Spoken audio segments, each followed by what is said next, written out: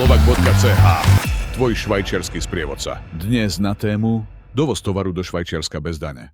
Pri vstupe do Švajčiarska neplatíte daň z pridanej hodnoty za dovezený tovar pre vlastnú spotrebu do hodnoty 150 frankov na osobu a deň.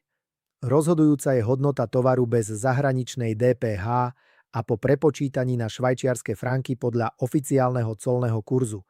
Ak túto hranicu prekročíte, švajčiarska DPH sa platí z celej hodnoty tovaru, nie iba z rozdielu nad 150 frankov.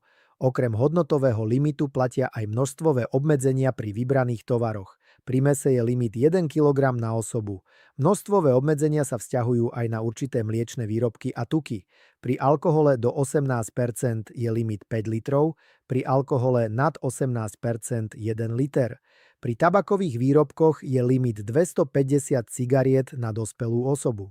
Ak prekročíte množstvové limity, poplatky sa uplatňujú bez ohľadu na to, či hodnota tovaru presiahla 150 frankov. V prípade, že niektorý z limitov prekračujete, ste povinní tovar pred vstupom do krajiny prihlásiť na colnici alebo cez oficiálnu aplikáciu QuickZoll. Colné pravidlá sú jasne stanovené a kontrolované. Ak ich poznáte, vyhnete sa zbytočným poplatkom a nepríjemnostiam pri prekračovaní hranice.